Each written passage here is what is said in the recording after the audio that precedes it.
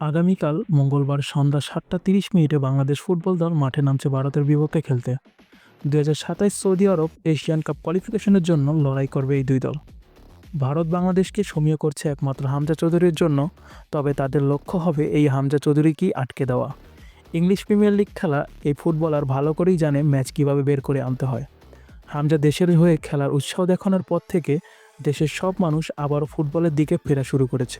এই প্রজন্মের ছেলেপেলেরা রাত জেগে ইউরোপ লাতিনের দলগুলোর খেলা দেখে অভ্যস্ত হয়ে পড়েছে, তবে তাদের দেশের অবস্থান ফিফা র্যাঙ্কিংয়ে ১৮৫তম সেই খবর তারা রাখে না। ভারতের বিপক্ষে বাংলাদেশ জয় নিয়ে মাঠ ত্যাগ করতে পারলে আরও দর্শক ভিড়বে এই ডেরায়। এতে বাংলার ফুটবলেই লাভটা বেশি হবে। এখন কিছু ট্যাকটিক্যাল আলোচনা করা যাক। বাংলাদেশ ভারতের সাথে কোন ফরমেশনে খেলা উচিত, আর হামজার পজিশনটাই বা কোথায় হবে। সম্প্রতি ভারত যতগুলো গোল করেছে তার বেশিরভাগ গোল এসেছে সেট পিস থেকে, নয়তো উইঙ্গার দিয়ে বক্সে অ্যাটাক।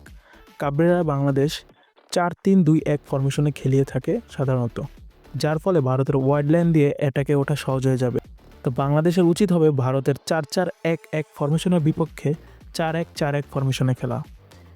এই ফরমেশনের কারণে হামজা এই ক্ষেত্রে ডিফেন্সিভ মিডফিল্ডার হিসেবেও খেলতে পারে, নয়তো সামনে সেন্টার মিডফিল্ডার হিসেবে খেলে বক্স টু বক্স ডেলিভারি করতে পারে, যার ফলে ফরওয়ার্ড লাইনে থাকা রাকিব আলামিনরা খুব সহজেই বলটিকে গোলে পরিণত করতে পারবে।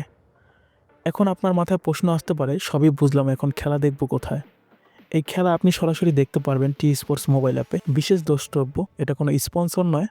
তো আপনার কি মনে হয়, বাংলাদেশ কি পারবে ভারতকে হারাতে? এখনই কমেন্ট করে জানিয়ে দিন।